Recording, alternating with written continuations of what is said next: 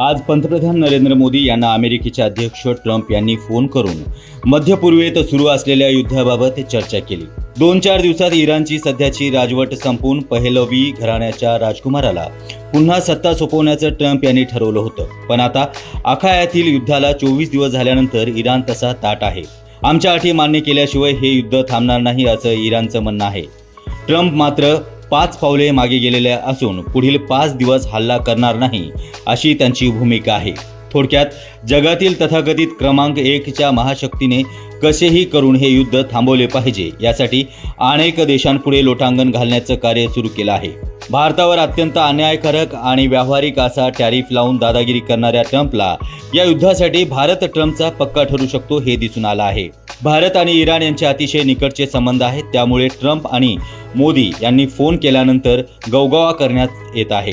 इराणचे ट्रम्प यांच्या लोटांगणाला प्रत्युत्तर देताना इस्रायलवरती घणाघोर हल्ले केलेले आहेत। यामध्ये एका बाजूने इस्रायलवरती हमासचे जबरदस्त हल्ले सुरू आहेत, तर दुसऱ्या बाजूनं इराण इस्रायलला हैराण करीत आहे। इराणनं स्पष्टपणे सांगितलं आहे की आम्ही तुमच्याशी चर्चा करणार नाही।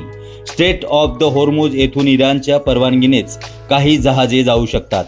सर्वांसाठी हा मार्ग खुला होणार नाही हेही इराणने स्पष्ट केलं आहे।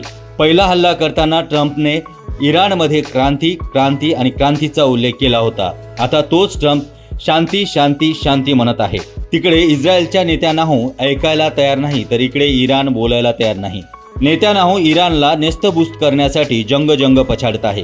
इराणने आता शक्तिशाली अस्त्र बाहेर काढलेली आहेत। पूर्वी 2000 किलोमीटर पर्यंत मारा करणारी शस्त्र त्यांच्याकडे होती, पण आता त्याचा पल्ला 4000 किलोमीटरचा झाला आहे। याचा सरळ अर्थ असा आहे की इराणने सुरुवातीला खेळणी अस्त्र बाहेर काढली होती आणि आता महाभयंकर शस्त्रांचा मारा तेल अवीक आणि इस्रायलवरती इतर भागांवरती करण्यात येत आहे। इस्रायलला आतापर्यंत सतत विजय मिळत गेला, त्यामुळे अजूनही इस्रायल गुरमीत आहे। इकडे इराणने चिमुकल्या इस्रायलवरती सुरक्षा कवच भेदून केलेलं हल्ले पचवणं इस्रायलला आता कठीण झालं आहे। पडतो तरी टांग वरच असे नेत्यानाहू वागणे आहे। अमेरिकेचे अध्यक्ष ट्रम्प यांनी 4-5 दिवसात समझोता करण्यासाठी जगातील अनेक देशांपुढे जवळपास याचनाच केलेली आहे। आजचा पहिला दिवस त्यांनी आपल्या पंतप्रधानासकट अनेकांना फोन केले। इराणमधील 3ऱ्या अथवा 4थ्या क्रमांकाच्या नेत्याबरोबर झालेली बोलणी इराणला मान्य नाही हे सांगून हेकेखोर ट्रम्प आपला हेका सोडायला तयार नाही। आपल्यावरील निर्बंध उठवणे, हल्ल्यांमध्ये झालेल्या नुकसानाची भरपाई करणे आणि भविष्यात हल्ले करणार नाही याची ग्वाही देणे या इराणच्या अटी आहेत। सध्या परिस्थिती अशी आहे की ट्रम्प यांनी शांततेचा जप करावा, नेत्यानाहू इराणला संपवण्याची भाषा करावी। अशा परिस्थितीमध्ये जगानं युद्धात कोणती बाजू घ्यावी हे ठरवलेलं दिसतं। तिकडं अमेरिकेत ट्रम्पच्या विरोधात मोठ्या प्रमाणावरती हल्लाबोल होत आहे। सध्या प्रचंड अडचणीत परिस्थितीवरती ट्रम्प अडकलेले आहेत असं दिसून येत आहे। जर युद्ध थांबलं नाही तर ट्रम्प यांना फार मोठ्या विरोधाचा सामना करावा लागेल। सध्या ट्रम्पची हालत अंग म्हशी मला कुठे नेशी अशी झालेली आहे।